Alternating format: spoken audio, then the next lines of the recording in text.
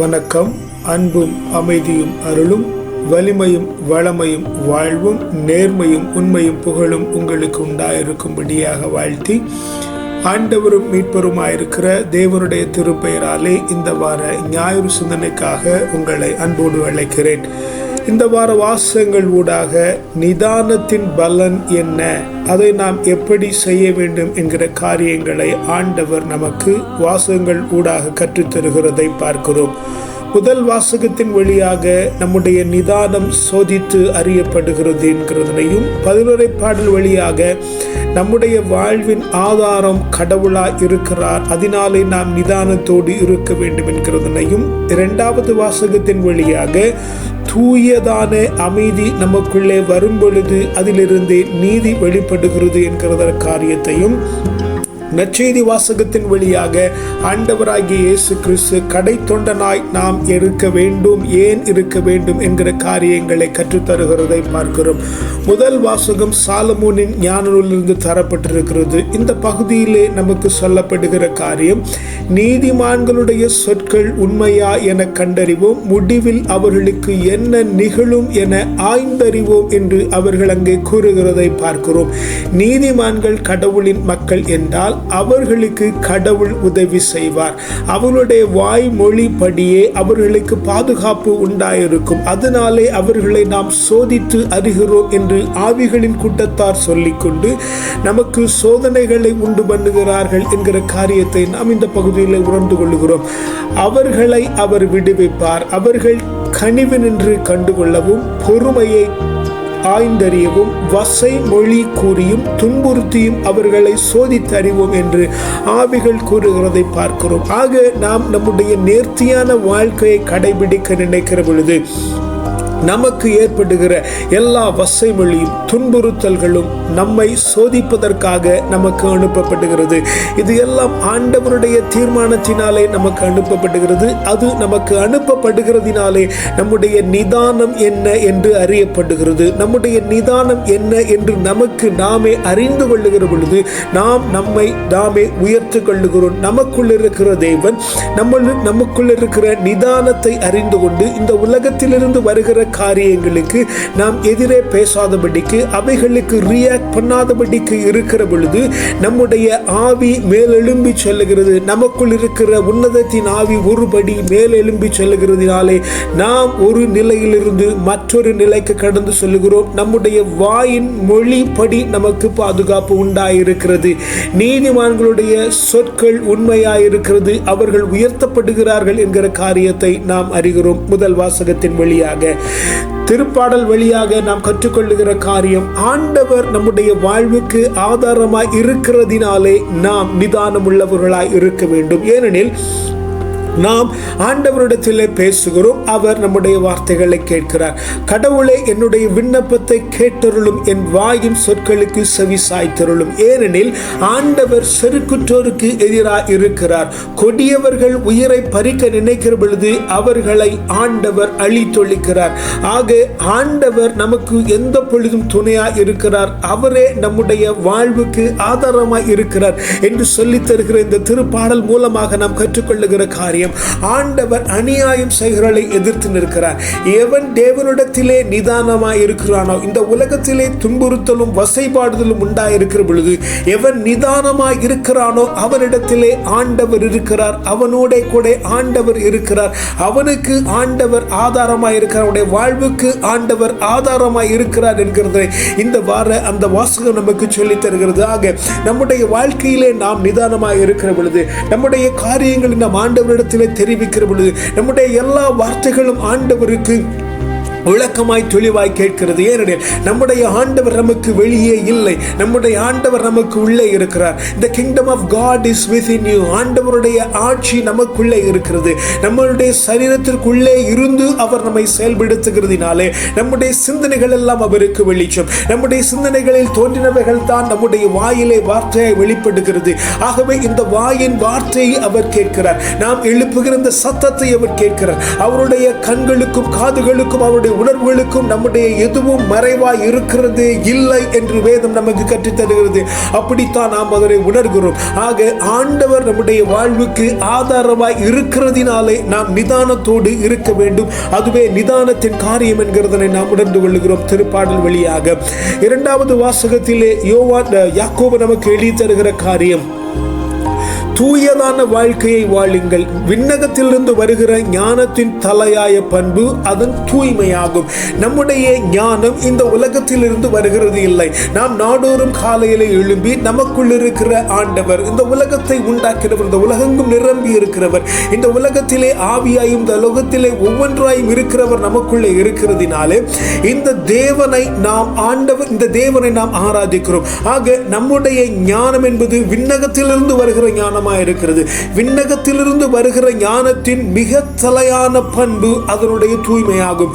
உண்மையில் ஞானமாய் இருக்கிறவன் மிக தூய்மையாக இருக்கிறான். தன்னுடைய வாழ்க்கையிலே தன்னுடைய சுற்றுப்புறங்களை தூய்மையாக வைத்துக் கொள்ளுகிறான். அவன் தன்னுடைய இருதயத்தை தூய்மையாக வைத்திருக்கிறான். அவன் தன்னுடைய மூளையை தூய்மையாக வைத்திருக்கிறான். அவன் தன்னுடைய சிந்தையை தூய்மையாக வைத்திருக்கிறான். எவன் தூய்மையை நாடுகிறானோ அவன் விண்ணகத்திலிருந்து வந்ததாக காணப்படுகிறான். அது தூய்மையானதாக இருக்கும். அந்த தூய்மையானது அமைதியை நாடும். தூய்மையானது அமைதியை நாடும் என்று வேதம் சொல்லித் தருகிறது.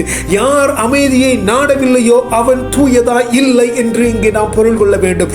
நாம் கேட்கிற சினிமாக்களும் நாம் பார்க்கிற டிவி சீரியல்களும், நாம் பார்க்கிற இந்த உலகத்தின் நிகழ்வுகளும், நாம் கேட்கிற இந்த உலகத்தின் இசைகளும், அவைகள் தூய்மையை நமக்கு கற்றுத்தரவில்லை என்று சொன்னால் நாம் தூய்மையா இல்லை, நான் அமைதியா இல்லை. நாம் கேட்கிற ஒவ்வொரு காரியங்களும், நாம் விரும்புகிற ஒவ்வொரு காரியங்களும், நாம் நடந்து போகிற ஒவ்வொரு இடங்களும் அவைகள் அமைதியான இடங்கள் இல்லை என்று சொன்னால் நம்மிடத்திலே தூய்மை இல்லை என்று பொருள். இந்த நாளிலே நாம் கற்றுக்கொள்ள வேண்டிய காரியம், எதை குறித்து நாம் பேசுகிறோம்? அமைதலை குறித்து பேசுகிறோமா? கலவரத்தை குறித்து பேசுகிறோமா? சண்டை சச்சரவை குறித்து பேசுகிறோமா? அமைதலா இருக்கிறது எப்படி என்று பேசுகிறோமா? தூய்மையை நாடுகிறோமா என்கிறது இதிலிருந்து விளங்குகிறது. ஒருவனுடைய வாயின் வார்த்தையிலே அமைதியாய் புறப்படும் என்று சொன்னால், ஒருவனுடைய வாயின் வார்த்தை அமைதியாய் புறப்படுகிறது என்று சொன்னால் அவன் தூய்மையை நாடி இருக்கிறான். அதனாலே அது அமைதியா இருக்கிறது. சலப்புகிறதினாலே அவன் அமைதி இல்லை என்று பொருள் கொள்ளுக வேண்டும். ஆக தீமையான காரியங்கள், தீமையான காரியத்தை நாடுகிறவர்கள் அமைதியா இல்லை. அவனிடத்திலே நிதானம் இல்லை. நிதானமாய் இருக்கிறவன் அமைதலை கொண்டிருக்கிறான். நிதானமாய் இருக்கிறவன் தூய்மை உடையவனாய் இருக்கிறான். ஆக இந்த தூய்மையானது, இந்த அமைதியானது நீதியை நிலைநாட்டும். அது இரக்கமும் நற்செயல்களும் நிறைந்ததாய் இருக்கும். நடுநிலை தவறாததாய் இருக்கும். வெளிவேடமற்றதாய் இருக்கும். அமைதியை ஏற்படுத்துவோர் விதைத்த அமைதி என்னும் விதையிலிருந்து நீதி என்னும் கனி விளைகிறது என்று யாக்கோபு நமக்கு எழுதி தருகிறதை பார்க்கிறோம். ஆக நண்பர்களே, இந்த நாளிலே நாம் கற்றுக்கொள்ளுகிற காரியம் என்ன? ஆண்டவரிடத்திலிருந்து வருகிற அந்த ஞானம், தேவனிடத்திலிருந்து வருகிற அந்த ஞானம், அந்த ஞானம் நமக்கு தூய்மையை கற்றுத்தரும். அந்த தூய்மை நமக்கு கற்றுத்தரப்படுகிறதினாலே நம்முடைய இருதயம் அமைதியில் விளங்கும். நம்முடைய இருதயம் அமைதியில் விளங்குகிறதினாலே நம்முடைய இருதயம், நம்முடைய வாழ்வு பொறுமையாயிருக்கும், நிதானம் நிறைந்ததாயிருக்கும். அப்படி நிதானமாய் இருக்கிறது அனைத்திற்கும் இணங்கி போகும் தன்மையுடையதாயிருக்கும். இரக்கமும் நற்செயல்களும் நிறைந்ததாயிருக்கும். நடுநிலை தவறாததாய், வெளிவேடமற்றதாய், அமைதியை ஏற்படுத்துகிறதாய் இருக்கும். ஆக நாம் தேவனிடத்தில் இருந்து கற்றுக்கொள்ளுகிற இந்த நாளின் காரியம் நிதானமாய் இருக்க வேண்டும். அப்படி நிதானமாய் இருக்கிற பொழுது நாம் இந்த நற்குணங்களை பெற்றுக் கொள்ளுகிறோம். இதைத்தான் நற்செய்தியின் ஊடாக ஆண்டவர் நமக்கு இந்த நாளிலே சொல்லித் தருகிறார். அவரிடத்திலே வாக்குவாதம் உண்டாயிருக்கிறது, யார் தலைவராய் இருக்கிறார்கள் என்று சொல்லி ஆண்டவர் மிக தெளிவாய் சொல்லுகிறார். அந்த இடத்திலே முதலாவதாய் இருக்க விரும்புகிறவன் கடையனாகவும் தொண்டனாகவும் இருக்க வேண்டும். ஒருவர் முதல்வராக இருக்க விரும்பினால் அவர் அனைவரிலும் கடைசியானவராகவும் அனைவருக்கும் தொண்டராகவும் இருக்கட்டும் என்று ஆண்டவர் தம்முடைய சீடர்களுக்கு போதிக்கிறதை நாம் காண்கிறோம். இந்த இடத்திலிருந்து நாம் கற்றுக்கொள்ளுகிறது என்ன? ஆண்டவர் நம்மை கடையனாய் இருக்க விரும்புகிறார். ஆண்டவர் நம்மை தொண்டனாய் இருக்க விரும்புகிறார். யார் கடைநிலையில் இருக்கிறார்? யார் தொண்டனாய் இருக்கிறார்? அவன் நிதானமுடையவனாய் இருக்கிறான். எவன் நிதானமுடையவராய் இருக்கிறோனா அவன் சோதித்து அறியப்பட்டு தேவனுடைய ராஜ்யத்திலே மகிமைப்படுகிறவனாய், தேவனிற்கு உகந்தவனாய், தேவனுடைய காரியங்களை செய்கிறவனாய் அவன் இருக்கிறான். ஆக நிதானமாய் இருக்கிற பொழுது நாம் கடையனாய் இருக்கிறோம். நிதானமாய் இருக்கிற பொழுது நாம் தொண்டு செய்கிறோம். எவன் நல்லபடியாய் வேலை வேலை செய்கிறானோ, எவன் நிதானமாய் இருக்கிறானோ அவனே அடியில் இருக்கிறான், எவன் அடியில் இருக்கிறானோ அவனே ஆதாரமாய் இருக்கிறான். அடிமட்டத்திலே தொண்டன் இல்லாதவரை முதன்மையில் தலைவன் இல்லை. தொண்டன் எங்கே இருக்கிறானோ அங்கேயே தலைவன் இருக்கிறான். தலைமை என்று உண்டாகிறது எப்பொழுதும் அடிமட்டத்தில் இருந்தே தொடங்குகிறது. அடிமட்டத்திலே வேறு இருக்கிறதினாலே அங்கே பூக்களும் காய்களும் கனிகளும் உண்டாயிருக்கிறது அல்லாமல் அடி இல்லாதபடிக்கு தலை இல்லை. ஆகவே அடிமையில் இருக்க வேண்டும், அடிமை தளத்தில் இல்லை, அடியில் இருக்க வேண்டும் என்று ஆண்டவர் சொல்லுகிறார். கடை நிலையிலிருந்து உன்னுடைய காரியங்களை தொடங்கு. அப்படி தொடங்குகிற பொழுது வாழ்வு செழிப்படும். நிதானமாக இருக்கும். நிதானம் இருக்கிற இடத்திலே அமைதி விளங்கும். அமைதி விளங்குகிற இடத்திலே தூய்மை விளங்கும். தூய்மை விளங்குகிற இடத்திலே நியாயம் விளங்கும். நியாயம் விளங்குகிற இடத்திலே நேர்மை விளங்கும். நேர்மை விளங்குகிற இடத்தில் தான் தலைமை பண்பு தரப்படும். ஆக இந்த நாளிலே ஆண்டவர் நமக்கு சொல்லி தருகிறது, நிதானமாய் இருக்கிறவன் தலைவனாய் இருக்கிறான், நிதானமாய் இருக்கிறவன் முன்னோடியாய் இருக்கிறான், நிதானமாய் இருக்கிறவனை சகலரையும் நடத்துகிறவனாய் இருக்கிறான் என்கிற காரியங்களை ஆண்டவர் இந்த நாளிலே நமக்கு கற்றுத் தருகிறார். மொத்தத்தில் நாம் அறிந்து கொள்ள வேண்டிய காரியம், நாம் நிதானத்தில் இருக்கும்படியாக நாம் சோதித்தறியப்படுகிறோம். நம்முடைய வாழ்வு தேவனுடைய ஆதாரத்திலே இருக்கிறதினாலே, நம்முடைய வாழ்வு தேவனின் ஆதாரமாய் இருக்கிறதினாலே, நம்முடைய வாழ்வுக்கு தேவன் ஆதாரமாய் இருக்கிறதினாலே நாம் நிதானமாய் இருக்க வேண்டும். நிதானமாய் இருக்கிறவன் அமைதியாய் இருந்து தூயதாய் இருந்து நீதியை செயல்படுத்துகிறதினாலே, நல்ல குணங்களை பெற்றிருக்கிறதினாலே நாம் நிதானமாய் இருக்க வேண்டும். முதலாவதாய் இருக்க வேண்டும் என்று சொன்னால் கடை நிலையிலும் தொண்டனாயும் நிதானப்பட்டு செயல்படுகிற பொழுது அது நமக்கு வாய்க்கும் என்ற காரியங்களை ஆண்டவர் நமக்கு கற்றுத் தருகிறார். ஜெபிக்கலாமா? அப்பா பிதாவே, இந்த நல்ல நாளிலும் இந்த நீர் தந்திருக்கிற இந்த நல்ல வேத பாடத்திற்காக உமக்கு நன்றி சொல்லுகிறோம் ஆண்டவரே. அப்பா, நாங்கள் எந்த காரியத்திலும் நிதானமாய் இருக்கவும் ஆண்டவரே, இந்த உலகத்திலே வருகிற எல்லா வசைமொழிக்கும் துன்புறுத்தல்களுக்கும் ஆண்டவரே நாங்கள் நிதானமாய் இருந்து ஆண்டவரே நீர் எங்களுக்குள்ளே இருக்கிறீர் என்று ஆண்டவரே இந்த உலகத்திற்கு நாங்கள் அறிவிக்கவும் ஆண்டவரே. அப்பா, அந்த அறிவித்தலின் மூலமாக ஆண்டவரே எங்களுடைய வாழ்வின் ஆதாரமாய் தேவரே இருக்கிறீர் என்று ஆண்டவரே சகல ஜனங்களும் அறிந்து கொள்ளும்படியாக ஆண்டவரே எங்களுடைய வாழ்வு பொறுமை நிறைந்ததாய், இரக்கம் நிறைந்ததாய் ஆண்டவரே, கனிவு மிகுந்ததாய் ஆண்டவரே, நடுநிலையோடு இருக்கத்தக்கதாய் ஆண்டவரே, எந்த சூழ்நிலையும் தாங்குகிறதாய் ஆண்டவரே. அப்பா, நாங்கள் இருக்கிற ஞானத்தை நீர் எங்களுக்கு தந்திருக்கிறதினாலே உமக்கு நன்றி சொல்லுகிறோம் ஆண்டவரே.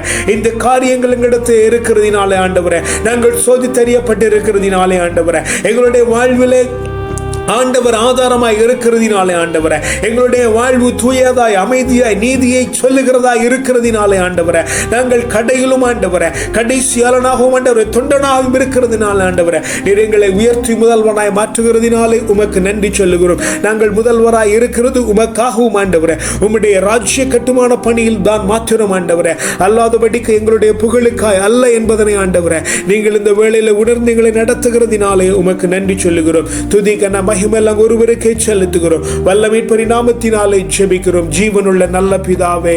ஆமென், ஆமென், ஆமென். கர்த்தர் உங்களை ஆசீர்வதிப்பாராக. சமாதானம்.